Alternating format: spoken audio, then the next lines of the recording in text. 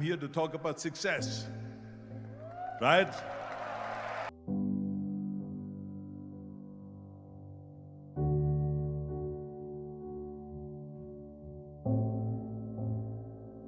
The first rule of success is to have a vision.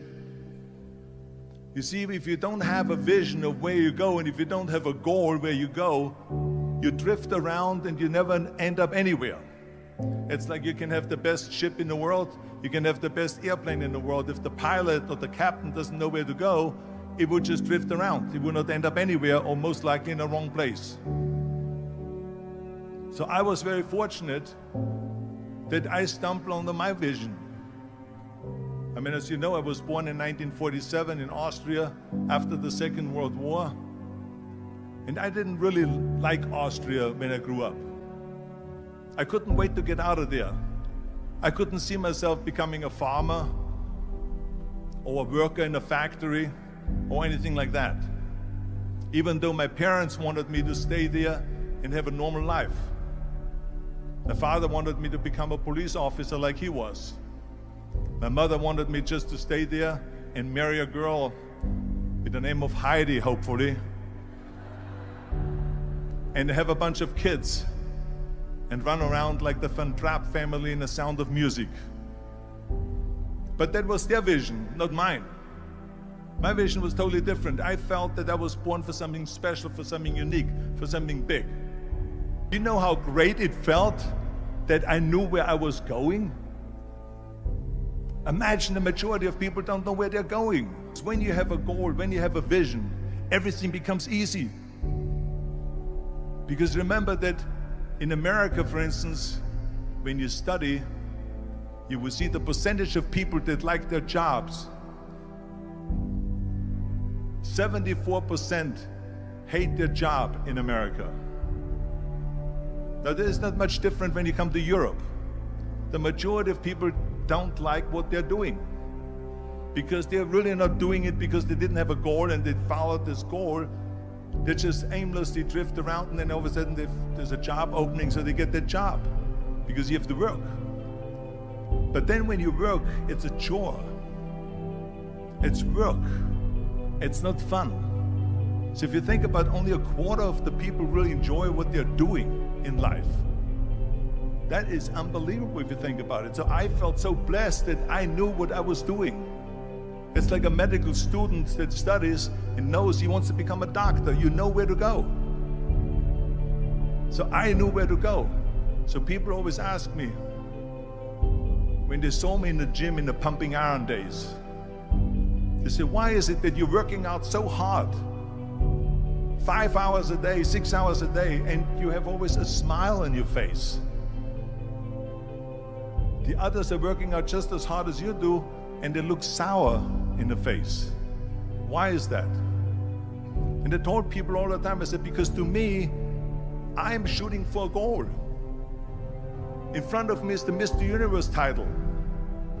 So every rep that I do gets me closer to accomplishing that goal, to make this goal, this vision turn into reality.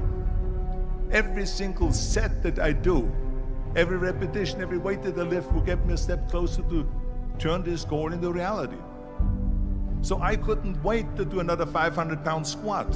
I couldn't wait to do another 500-pound bench press. I couldn't wait to do another 2,000 reps of sit-ups. I couldn't wait for the next exercise, for the next half hour of posing and all the kind of things that you have to do to be a champion. And with the age of 20, I went to London and I won the Mr. Universe contest as the youngest Mr. Universe ever. And it was because I had a goal. So let me tell you something, visualizing your goal and going after it makes it fun. You got to have a purpose no matter what you do in life. You got to have a purpose. So that's rule number one, have a vision. Rule number two is, don't listen to the naysayers. Don't listen to the naysayers.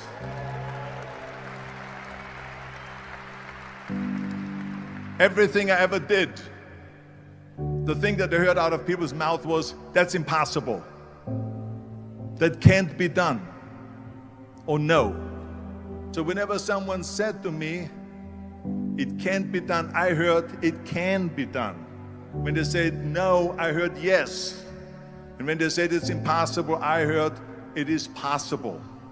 I'm a strong believer of what Nelson Mandela said, that everything is always impossible until someone does it.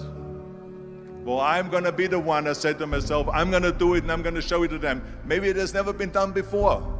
That's perfectly fine with me. But I'm going to do it. And I did not listen to the naysayers. The next thing, the third point that I'm going to make to you is, before we sit down with Jürgen and talk about the rest of the three, is work your ass off. There is no magic pill.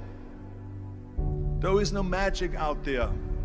You cannot get around. You have to work and work and work. And it drives me crazy when people say that they don't have enough time to go to the gym for 45 minutes a day and work out. Or to do something for 45 minutes to an hour a day to improve.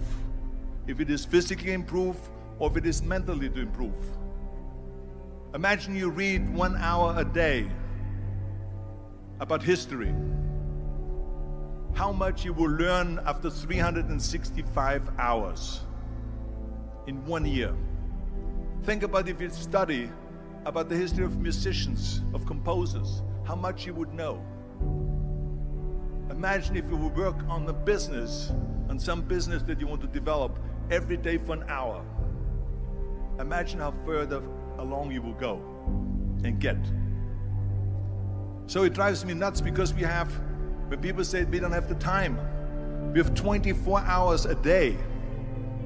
We sleep 6 hours a day, so that gives you still 18 hours.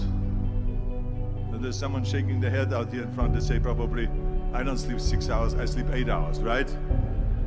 Or just sleep faster.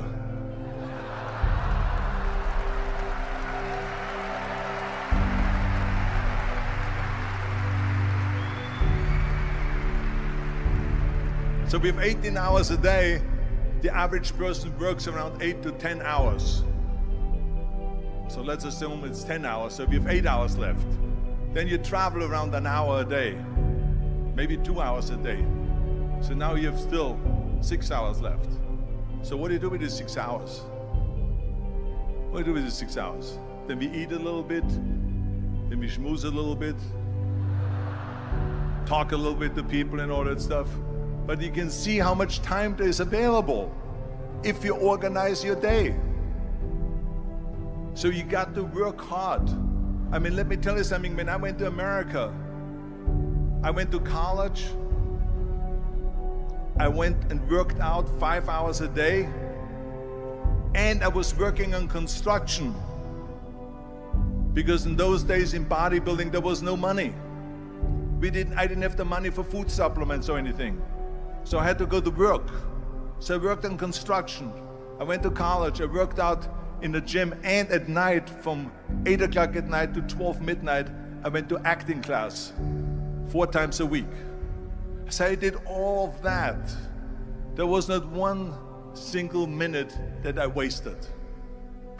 I became very friendly with Muhammad Ali in the 70s. And Muhammad Ali worked his butt off. And I saw it firsthand. And I remember that there was a sports writer that was there in the gym when he was working out and he was doing sit-ups. And they asked him, how many sit-ups do you do? And he said, I don't start counting until it hurts. Now think about that. He doesn't start counting his sit-ups until he feels pain. That's when he starts counting. That is working hard. And so you can't get around the hard work. It doesn't matter who it is. As a matter of fact, I believe what Ted Turner said, work like hell and advertise.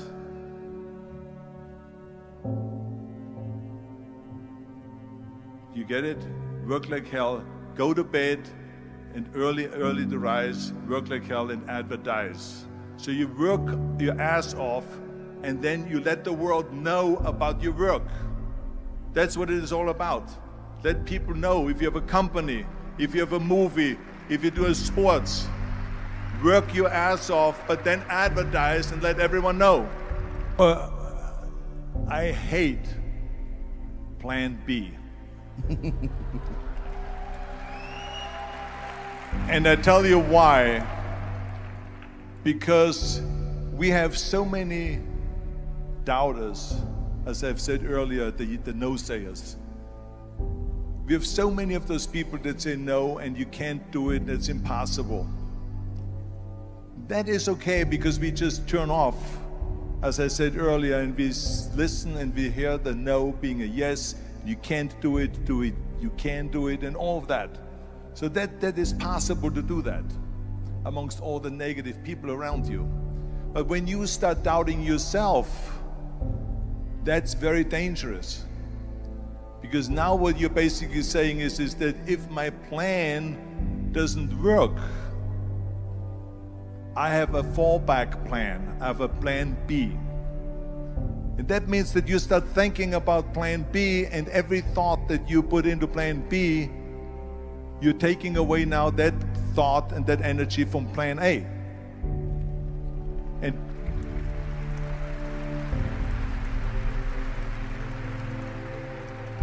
And it's very important to understand that we function better if there is no safety net, because plan B becomes a safety net. It says that if I fail, then I fall and I get picked up and I have something else there that will protect me. And that's not good, because people perform better when there's no safety net. People perform better in sports and everything else if you don't have a plan B.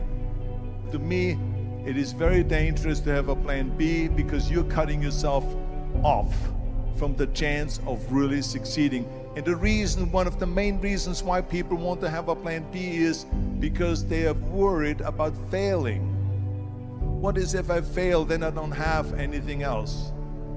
Well, let me tell you something, don't be afraid of failing, because there's nothing wrong with failing. You have to fail in order to climb that ladder. There's no one that doesn't fail. We all fail. It's okay.